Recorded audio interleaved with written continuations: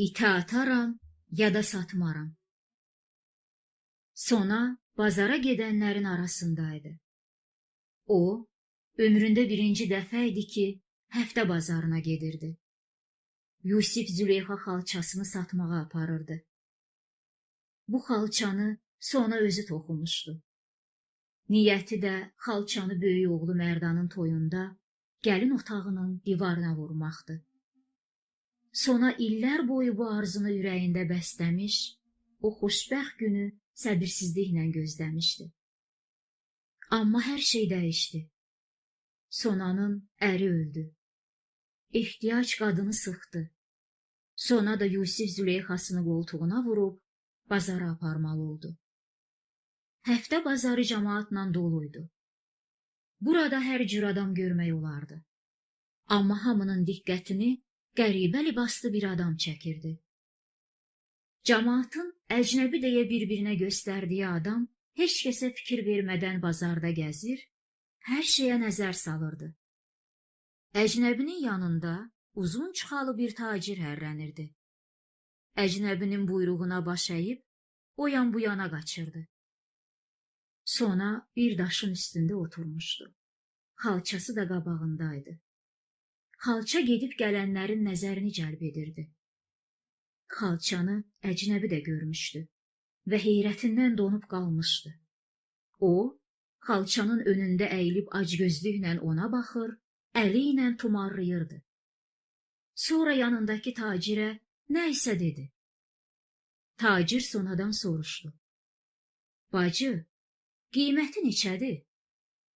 Sona biraz duruxdu. O, xalçasına qiymət qoydurmamışdı. İndi də əcnəbi tacirə nə qiymət deyəcəyini bilmirdi. Tacir isə öz işindəydi. Xalçanın başına dolanır, üzünə, astarına, saçaqlarına baxır, barmaqları ilə naxışlarını yoxluyurdu. Xalçanın başına yığışanlardan biri dedi. Əl işi olduğuna inanmır. Necə də inansın? Bu ki, qüdrət qələmi ilə çəkilmiş bir şəkildir. Əcnəbi isə artıq darıxmağa başlamışdı. Tacirə nəsə dedi. Tacir yenə xalçanın qiymətini soruşdu. Sona ətrafına baxdı. Hamının üzündə bir narahatlıq, təəssüf hissi vardı. Sanki heç kim bu gözəl sənət əsərinin yadlara qismət olmasını istəmirdi. Sona fikrə getdi.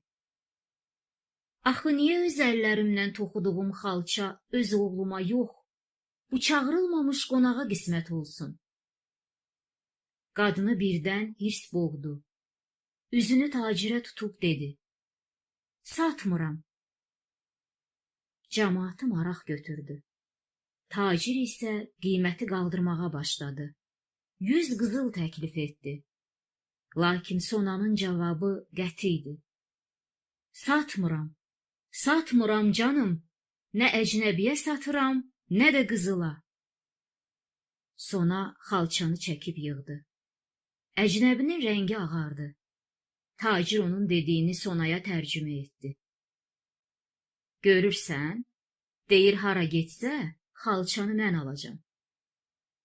Sona daha da acıqlandı. Əli ilə rədd işarəsi verdi. İtə ataram, ya da satmaram. Sona arxasını əcnəbiyə və tacirə çevirib oradan uzaqlaşdı. Yüzlərlə adamın sevincli, alqışlı baxışları bu qeyrətli ananı yola salırdı. Halal olsun belə qadına.